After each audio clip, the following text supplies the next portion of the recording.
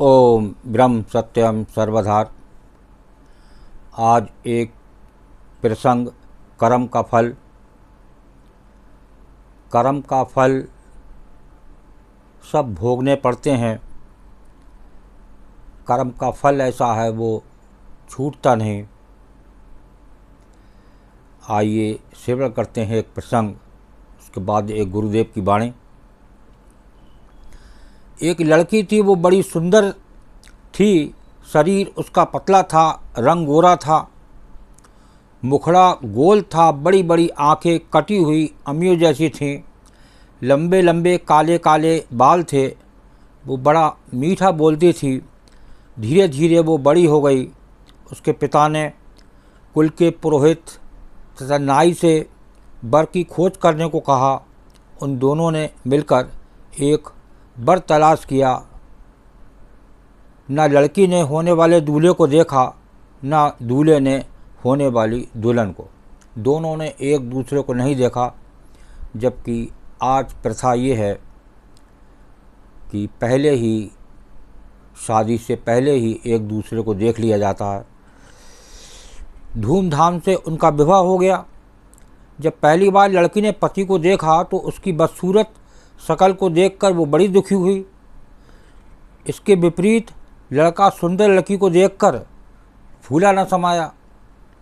रात होती तो लड़की की सास दूध उठाकर उसमें गुड़ या शक्कर मिलाकर बहू को कटोरा थमा देती और कहती, जा अपने लाडले पति को पिला दे।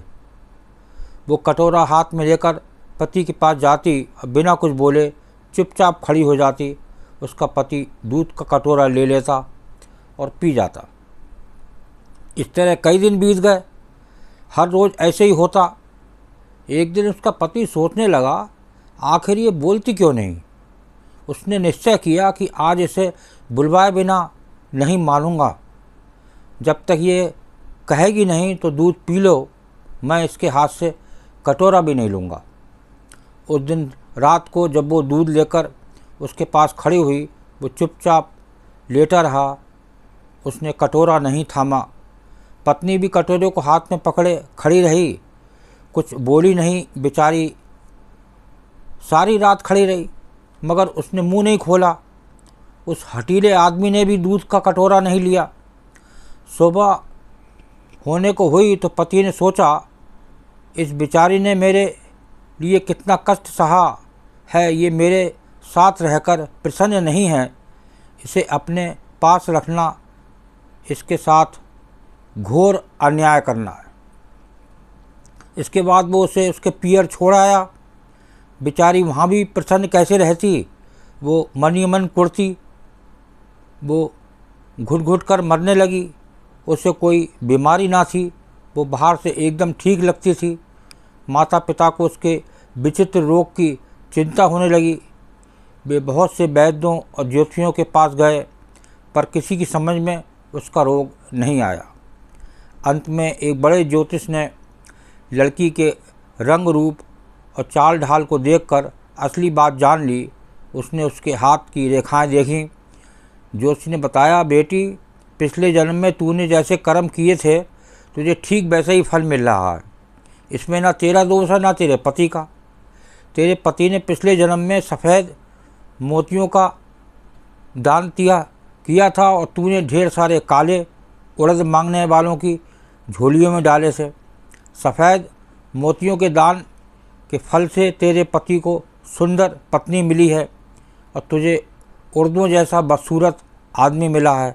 ऐसी हालत में तेरे लिए यही अच्छा है कि तू अपने पति के घर चली जा और मन में किसी भी प्रकार की बुरी भावना लाए बिना उसी से संतोष कर जो तुझे मिला है, और आगे के लिए खूब अच्छे अच्छे काम कर।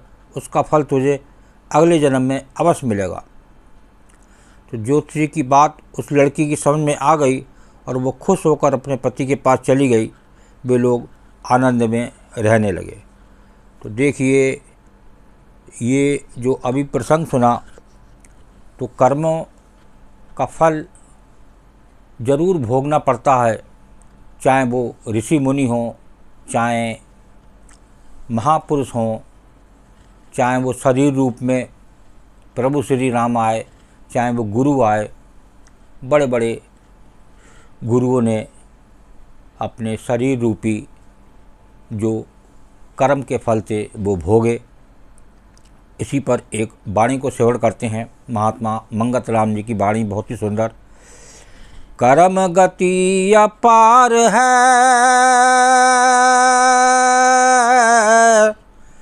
जीव नहीं छूटन पाए।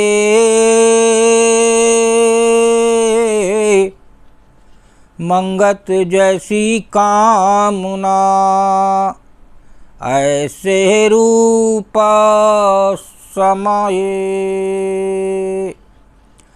कर्म गति अपार है, जीव नहीं छूटन पाए। मंगत जैसी कामना, ऐसे रूप समाये। ये कर्म गति अपार है, इससे जीव कभी छूट नहीं सकता।